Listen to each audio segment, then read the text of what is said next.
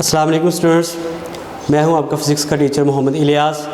Students, हम लोग learn कर रहे हैं कि व्हाट इज़ क्रॉस प्रोडक्ट।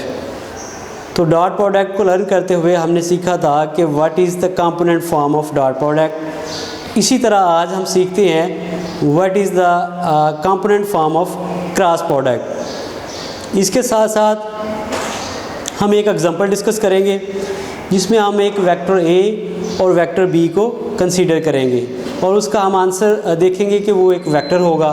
जबकि पिछले आर्टिकल में जैसे डॉट प्रोडक्ट है उसमें हमने देखा था कि ये एक नंबर आता था, उस प्रोडक्ट क्या था, एक नंबर था, जिस वजह से हम उसे डॉट प्रोडक्ट या स्केलर प्रोडक्ट कहते थे। तो आज हम देखेंगे कि इसके साथ यूनिट्स भी आएंगे जिस वजह से हम क्रॉस प्रोडक्ट को एक वेक्टर का नाम देते हैं। तो आइए सीखते हैं आज इसकी कंपोनेंट फॉर्म क्या है। स्टूडेंट्स, अगर आप देख सकें तो calculating the vector product using component form, हमने यहाँ पे दो वेक्टर्स लिए हैं। वेक्टर ए जिसके कंपोनेंट्स हैं A X I, A Y J and A Z K, यानी ये वेक्टर ए का एक्स कंपोनेंट है, ये वाई है और ये जी कंपोनेंट है। सिमिलरली वेक्टर बी जो है उसके कंपोनेंट बी एक्स आई प्लस बी वाई जे प्लस बी जी के, ये वेक्टर्स के कंपोनेंट्स हैं। हमने इनका क्रॉस प्रोडक्ट लेना है। क्रॉस प्रोडक्ट लेते वक्त अभी मैं आपको एक स्लाइड दिखाता हूँ पीछे, तो आप देखिएगा उसमें हमें ऑर्डर का ख्याल करना है। अगर हम स्टार्ट करें आई क्रॉस जे, जे क्रॉस के क्रॉस आई, तो साइन आएगा प्लस का। और अगर हम इसका ऑर्डर चेंज कर दें, ये एरो का हेड देखें आप इस तरफ, यानी हम आई से जे से के एंड देन हम आई की तरफ आ रहे हैं, तो जो आपने साइन यूज़ करना है वो प्लस का होगा। और अगर आप इस तरह करते हैं, यानी आई से के, नोट करते हैं यहाँ पे हम आई से के नहीं आ रहे बल्कि हम आई से जे जा रहे हैं। यहाँ पे आई से के, देन के से जे और फिर जे से हम आई की तरफ आ रहे हैं, तो साइन नेगेटिव यूज़ होना, ये आपने जहन में रखना है। तो हम यहाँ पे कर रहे हैं ए क्रॉस बी। क्या करेंगे, हम ए के कंपोनेंट्स लिख दिए जो यहाँ तक आते हैं, क्रॉस का साइन आ गया जो सेंटर में है, फिर बी के कंपोनेंट्स ये लिख दिए। मैथमेटिकली इसका मतलब स्टूडेंट्स ये है कि ये पहला कंपोनेंट जो होगा वो बी के तमाम कंपोनेंट से मल्टीप्लाई होगा। फिर इसी तरह सेकंड कंपोनेंट बी वेक्टर के तमाम कंपोनेंट से मल्टीप्लाई होगा। And lastly the third component which is G component, ये भी तमाम कंपोनेंट से मल्टीप्लाई होगा। हमने कुछ रूल्स पढ़े थे, कैरेक्टरिस्टिक्स पढ़े थे वेक्टर प्रोडक्ट के, उसमें हमने देखा था कि अगर आई क्रॉस आई हो तो वो ज़ीरो होता है, और अगर जे क्रॉस के हो तो 1 होता है, आई क्रॉस जे 1 होता है, इसी तरह के क्रॉस आई ये भी 1 होगा। अगर हम ऑर्डर चेंज करेंगे तो माइनस का साइन आएगा। ये चीज़ें आपने नोट करनी है। तो स्टार्ट करते हैं स्टूडेंट्स। यहाँ पे मैंने कहा कि पहला कंपोनेंट जो है वो बी के तमाम कंपोनेंट के साथ मल्टीप्लाई होगा, जो कि आपको नज़र आ रहा है। A component of vector A is getting multiplied by the all components of vector B. तो यहाँ पे ये बी के कंपोनेंट्स लिख दिए गए हैं, ये क्रॉस है और ये पहला कंपोनेंट है वेक्टर ए का। Similarly second component of vector A that is A Y J, ये मल्टीप्लाई हो रहा है बी वेक्टर के तमाम कंपोनेंट से। फिर थर्ड कंपोनेंट जो है वेक्टर ए का, वो बी जो वेक्टर उसके तमाम कंपोनेंट से मल्टीप्लाई हो रहा है। तो ये लिखने में थोड़ा सा कम्प्लेक्स नज़र आ रहा है, लेकिन ये बिल्कुल सिंपल है। सिंपली ये आप कहें कि वेक्टर ए का पहला कंपोनेंट तमाम के साथ मल्टीप्लाई होगा, फिर प्लस के साथ दूसरा सब के साथ होगा, फिर प्लस के साथ तीसरा कंपोनेंट मल्टीप्लाई होगा। जो बात सीखने वाली है आज के क्रॉस प्रोडक्ट में, वो स्टूडेंट्स यहाँ पे है कि अगर आप देख सके ए एक्स बी एक्स आई क्रॉस आई, ये इसलिए लिखा ताकि आपको रूल का पता चले कि आई क्रॉस आई जो है ये 0 होगा, आई क्रॉस जे ये 1 होगा, आई क्रॉस के ये -1 होगा। ये किस तरह से होगा, अभी आप ए एक्स बी एक्स देखें ज़रा, यहाँ पे ये ए एक्स है और पहले कंपोनेंट के साथ मल्टीप्लाई होगा, तो ये ए एक्स और बी एक्स मैंने यहाँ पे लिख दिया। Cross I cross J, sorry I cross I, तो ये आई क्रॉस आई जो है, जो हमने रूल पढ़े हैं उसके मुताबिक ये 0 होगा। यहाँ पे हम सोल्यूशन की तरफ जा रहे हैं। ए एक्स बी एक्स वो मैग्नीट्यूड वैसे रहेंगे, आई क्रॉस आई की वजह से ये 0 होगा। और ऊपर हमने इसके साइन डाला है वेक्टर का। तो आपको ये पता होना चाहिए कि नल वेक्टर जो है ये एक वेक्टर ही है। मैथमेटिकली इसकी वैल्यू 0 होगी, लेकिन इसकी डायरेक्शन कोई भी हो सकती है, आर्बिट्रेरी।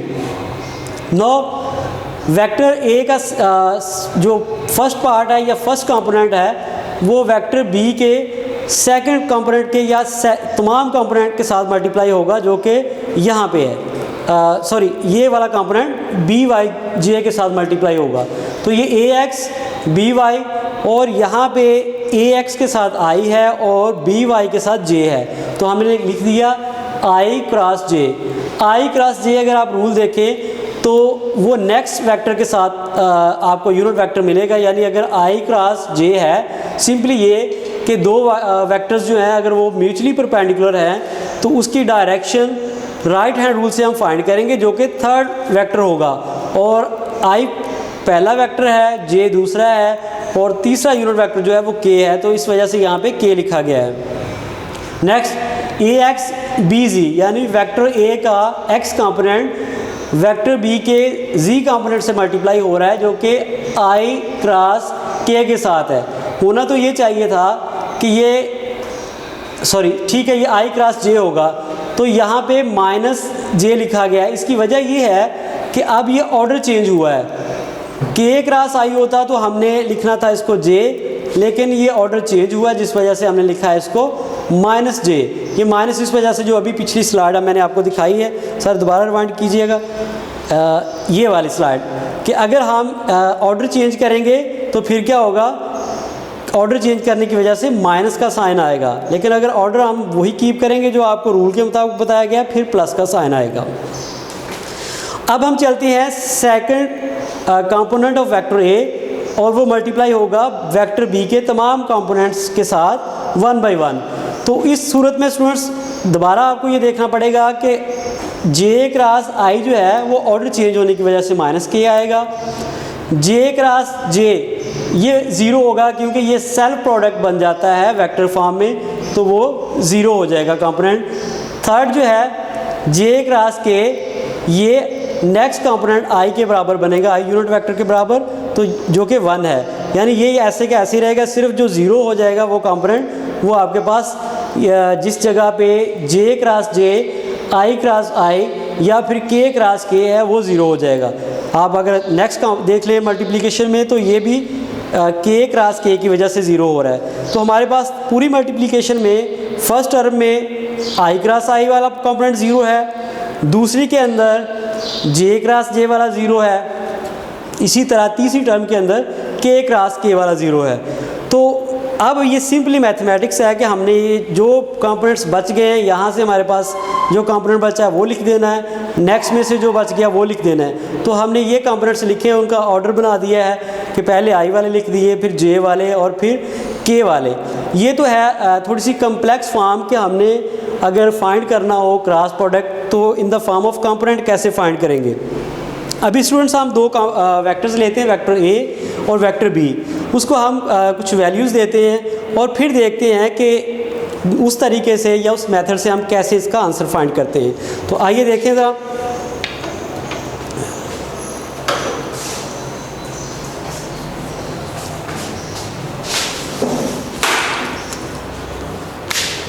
स्टूडेंट्स हमारे पास एक वेक्टर ए है, हम ये कह देते हैं कि इसके जो कंपोनेंट्स हैं वो 2i plus 3j plus 4k unit vector, ये इसके कंपोनेंट्स हैं। ये आपकी आसानी के लिए 2, 3 और 4 रखा गया है, ये कुछ भी हो सकता है। तो स्टूडेंट्स आपको जो है वो एग्ज़ाम में कुछ भी असाइनमेंट्स दी जा सकती हैं, आपने जो फॉलो करना है वो मेथड यही होगा। दूसरा वेक्टर हम b सपोज कर रहे हैं, जिसके कंपोनेंट हम कह देते हैं 5i unit vector plus 6j unit vector plus 7k unit vector, क्योंकि यही वाले हमने नंबर्स जो है वो डॉट प्रोडक्ट में रखे थे और यही हम यहाँ पे रख लेते हैं। तो स्टूडेंट करना क्या है आपने कि आपके पास a क्रॉस b आपने फाइंड करना है। तो आपको मॉड जो है वो यहाँ पे आप लिख लें, ऊपर लिख लेना ना आपने i unit vector, j unit vector and k unit vector. तो स्टूडेंट्स हम फाइंड कर रहे हैं ए क्रॉस बी। ये आपको टार्क भी फाइंड करने के बारे में बताया जा सकता है, वहाँ पे आर क्रॉस एफ होता है। तो आपने ऑर्डर का ख्याल रखना है, जो कंपोनेंट्स पहले लगाने वही लगाने, अपनी मर्ज़ी से नहीं बी के कंपोनेंट्स लगा देने। तो हम इसको इस तरह करते हैं, वेक्टर ए के कंपोनेंट्स हैं 2, इसी तरह सेकंड 3 है एंड थर्ड वन इज़ 4। ये वेक्टर ए के कंपोनेंट्स हमने लगा दिए। उसके बाद फिर स्टूडेंट्स देखें वेक्टर बी के हैं 5, 6 एंड 7। मेथड आसान है, थोड़ा सा आपको मेमोराइज़ करना पड़ेगा, याद करना पड़ेगा कि किस तरह से ये हम फाइंड कर सकते हैं। तो आपकी आसानी के लिए स्टूडेंट्स ये जो ए क्रॉस बी है ये कुछ यूँ बन जाएगा। यहाँ पे एक ब्रैकेट आप लगा लेंगे, उसके बाहर आप लिखेंगे आई यूनिट वेक्टर। नेक्स्ट जो होगा स्टूडेंट्स, आप कंपोनेंट लिखेंगे माइनस के साथ, ब्रैकेट लगाएंगे, उसके बाहर आप लिख देंगे जे यूनिट वेक्टर। जो थर्ड होगा वो आप प्लस के साथ लिखेंगे, ब्रैकेट लगाएंगे और के यूनिट वेक्टर। अगर आपको ये नज़र आ रहा है, हमें स्टूडेंट्स करना ये होगा कि जो कंपोनेंट यूनिट वेक्टर यहाँ पे लिखा हुआ है ब्रैकेट के साथ, उस वाले आप रो को ऐसे हाथ से आप स्किप कर दें, यानी उसको आप कवर कर लेंगे।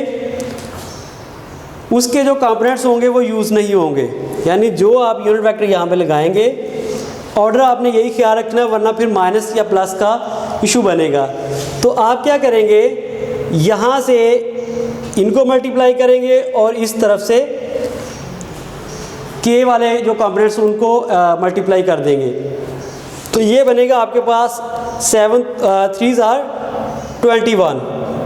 माइनस जो है ये फार्मूला है, उसके अंदर माइनस ये शो होता है। आप फिर 6 को मल्टीप्लाई करेंगे 4 के साथ, यानी पहला जो है आपका आई यूनिट वेक्टर का जो सॉल्यूशन है वो कंप्लीट हो जाएगा इस तरह से। नेक्स्ट अगर हम चलते हैं यहाँ के पे, अगर आते हैं आप, हमारे पास जे यूनिट वेक्टर है, तो हमें क्या करना है, जो कंपोनेंट्स भी जे यूनिट वेक्टर के नीचे आ रहे हैं उनको आपने कवर कर लेना है, यानी वो नज़र नहीं आने चाहिए। आप चाहे ऊपर कोई चीज़ रख लें या वैसे आप अपने ज़हन के मुताबिक ये कि उनको आपने सपोज किया हुआ कि वो वहाँ पे कंपोनेंट्स है ही नहीं। फिर क्या करेंगे, आप यहाँ से आप मल्टीप्लाई करेंगे के यूनिट वेक्टर के जो कंपोनेंट्स हैं और यहाँ से आप मल्टीप्लाई करेंगे ऊपर वाले कंपोनेंट को। तो इसका मतलब ये हुआ कि मैं इसको अगर रब कर दूँ, हमारे पास जो बन जाएंगे कंपोनेंट्स वो इस तरह से हैं कि यहाँ पे 7 था और इस तरफ हमारे पास ये एरो आएगा और इस तरफ हमारे पास एरो ये 4 की तरफ जाएगा। तो आप मल्टीप्लाई करेंगे, 2 को मल्टीप्लाई करेंगे 7 के साथ, तो ये आपका पास 14 आएगा माइनस फार्मूले की वजह से, और ये आप इसके साथ मल्टीप्लाई करेंगे तो ये आपके पास 20 आ जाएगा। नेक्स्ट अगर हम थर्ड कंपोनेंट जो हमने ख़त्म कर दिया है, अब उसको अब सेकंड कंपोनेंट सॉरी उसको हम दोबारा लिख लेते हैं। तो वो हमारे पास ये था, 3 यहाँ पे था और 6 नीचे था। अब हम क्या करेंगे, चूंकि यहाँ पे इस ब्रैकेट के साथ के यूनिट वेक्टर आ रहा है, तो हम क्या करेंगे, ये कंपोनेंट जो है इसको रब कर लें, चाहे इसके ऊपर पेपर रख लें ताकि आप कंफ्यूज ना हो। तो हमें क्या करना पड़ेगा, हम यहाँ से इसको मल्टीप्लाई करेंगे और यहाँ से इसको मल्टीप्लाई करेंगे, तो ये आपके पास मैथमेटिकली जो आ जाएगा दैट इज़ 12 माइनस 15। अब इसको सॉल्व कर देंगे कि ये क्या इसका आंसर बनता है। यहाँ पे आपके पास आ जाएगा -3 I unit vector minus into यहाँ पे भी एक माइनस आ रहा है, तो ये -6 जे यूनिट वेक्टर है, और यहाँ पे अगर आप देखें तो ये -3 के यूनिट वेक्टर है। बेसिकली मैंने ये ब्रैकेट इसलिए डाली है या ताकि आप इसको प्लस कर सकें। तो ये आपके पास आंसर आ जाएगा -3 I unit vector plus 6 J unit vector -3 के यूनिट वेक्टर। तो स्टूडेंट्स जो बाद में आपको ये बताना चाह रहा था वो ये है कि हमने डॉट प्रोडक्ट में देखा था कि जब हम A डॉट B करते हैं तो हमारे पास कोई नंबर आता है, लेकिन यहाँ पे एक नंबर के साथ ये यूनिट वेक्टर भी है जो ये बताता है कि A क्रॉस B का जो प्रोडक्ट होगा that will be a new vector. अगर हम देखें यहाँ पे वेक्टर 1 2i + 3j + 4k था, बी वेक्टर इसी तरह प्लस के साथ है, लेकिन ये जो आंसर आ रहा है ये एक नया वेक्टर है, उसके साथ कुछ और जे यूनिट वेक्टर या फिर के यूनिट वेक्टर के साथ कुछ नंबर भी हैं, और हम देख रहे हैं कि साइन भी कुछ चेंज हो गए हैं। तो इसका मतलब ये सिंपली ये है कि ए क्रॉस बी जो है ये एक नया वेक्टर होगा। तो स्टूडेंट्स आज के लिए इतना ही। ये आपका क्रॉस प्रोडक्ट जो आर्टिकल था वो वाइंड अप हो गया। इंशाल्लाह कल आएंगे नेक्स्ट लेक्चर के साथ। बहुत शुक्रिया, अल्लाह हाफिज़।